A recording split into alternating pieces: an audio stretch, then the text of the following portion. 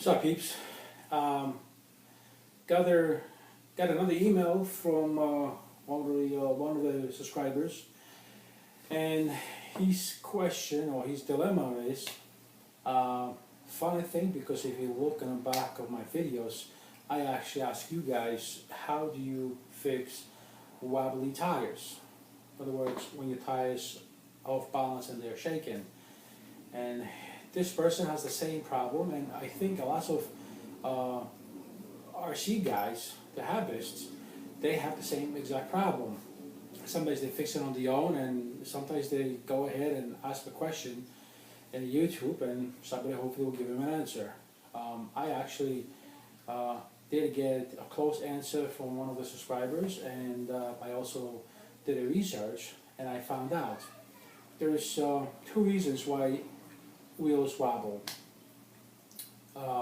One reason is because you get water in your tires, and now they become extremely heavy, and now they wobble. They definitely off the balance because they're heavier, and the whole RC is heavier. That's one reason.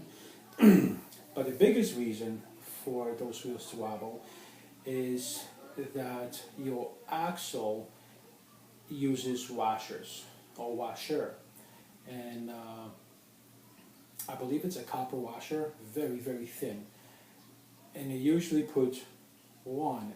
It goes, you got your axle, you have your hole for the pin, then you got your pin, and you got your tire. But the way it goes, it's an axle, it's a hole, and then you put the washer, and then on the top of the washer you put the pin right through the axle. That makes it less motion, capability of causing less motion under vibration and rotation of the wheels. Now, how do you fix that problem, the wobbling problem?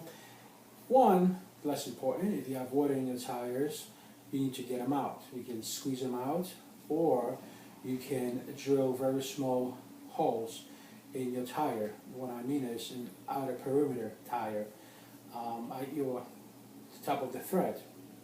I would say about 1/16 of an inch drill, and just drill pretty much every about 4 holes in the entire tire.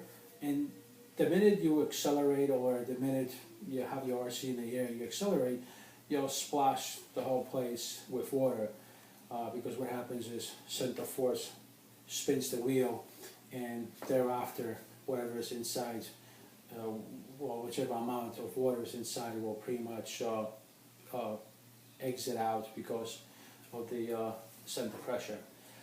Secondly, and the one that actually usually most likely will cause the problem of the wheel to be wobbly is your washer. Your washer, number one, is worn out. Number two, you might not have enough washers. Number three, your bearing is going. We'll forget about the bearing. We'll stick with the washers, because that's mostly how it happens. So your car is running beautifully, you just got it, and yeah, it's working great for about 6 months, for about a couple hours of runtime, and you got into water a couple of times, you got into mud, now you started cleaning it, after every use, whatever, you collected some water in the tires, then it says, oh God, I got to get the water out of the tires. When you do that, your wheels are still wobbly. And then you find out, you hopefully watch this video or some other video, and it says you got washers there, and those washers, they wear out. I have done as much as 3 washers at a time, and my wheels were beautiful. Now, how I occurred this problem was, I originally had driven 5th scale gasoline RC, and those wheels are pretty big, and they're pretty heavy. And what happened was, you don't have washers in these cars, but you could put a washer into it. So what I did, now remember, if you do put a washer, any washer other than the one that comes in with Traxxas or any other 5th scale, if any, but usually in my 10th scale, all the Traxxas that I have, they all have washers, and it goes pretty much right before the pin. So if you do, I've used as many as 3 washers at a time, because they wear out, they bend and such. I have also used a washer off the hardware store, which was also a copper washer, much thicker, so I don't have to put 3 washers, because they're not expensive, but for example, let's say for 10 I paid $3, but I would have to pay shipping and handling, usually $3, so that's $6, okay? And those washers are so small, you can't even pick them with your hand. You pretty much like gotta get some sort of grease or saliva and just try to pick it up that way, because that's how thin they are. And they are fragile, they don't really last too long. Now, so you put the washer in.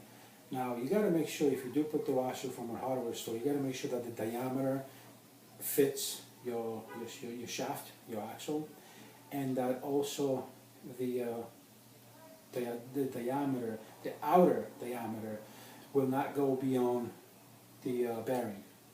Because what happens is, if your washer that you got from hardware store goes beyond of the bearing, it will cause a friction, and then it will cause the bearing to overheat, and eventually your bearing will pretty much be destroyed, and you would have probably occurred more problems than you ever wanted to.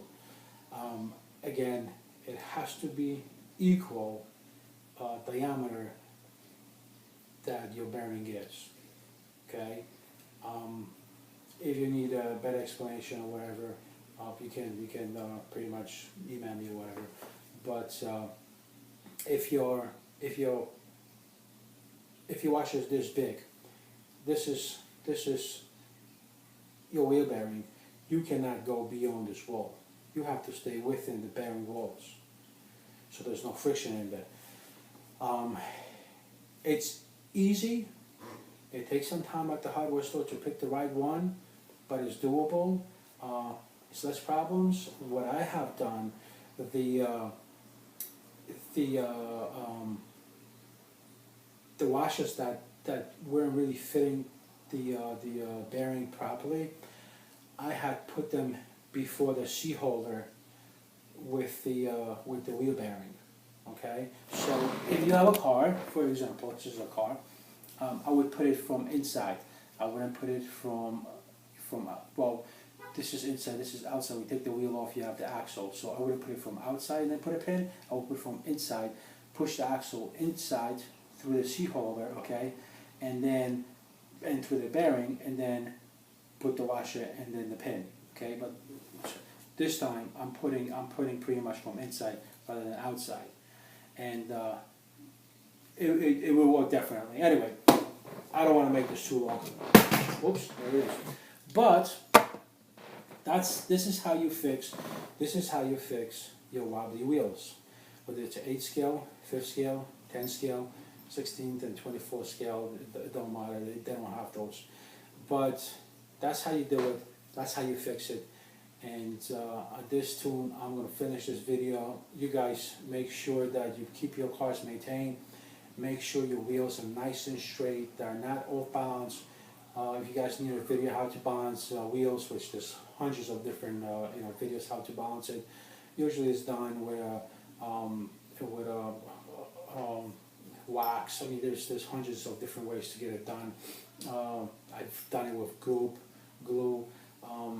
I've done it with Play-Doh. I mean, seriously, there's lots of ways to do this. Okay, plumbing, paste, a lot. Anyway, so just make sure that your wheels aren't going all over the place. They aren't off balance, because your car or your truck will not really run the same way. Now, this video is not towards the guys that are already doing 100 miles an hour RC, because they already know what the deal works, and they also know that their tires and their wheels are not as big as our wheels and tires that we're doing bashing off the road. So they know where they're standing. They shouldn't be really watching this video. But you guys that have trucks, short quad truck or just regular, trucky or buggy, you guys know what I'm talking about. Put a washer. You can put a washer inside. You can put a washer outside, in the perimeter from the axle, outer perimeter from the axle. You're going to be just fine. Now, any questions, guys? You got your space in the bottom. Comment, subscribe if you haven't subscribed yet, so you get my updates. And I still have my Rustler Nitro. I purposely have put it out of tune so I can see if my myth works. I purposely had to burn out the glow plug. I pretty much closed off the high needle, and it didn't get enough fuel, and it's still out. At that point, it burns out the glow plug. It didn't cause any damage at the motor. The motor is still doing fine. Everything is fine, and I retuned it, and it works totally fine. Just got the glow plugs, today. So anyway, stay tuned, guys. Be cool and play with your RC hard.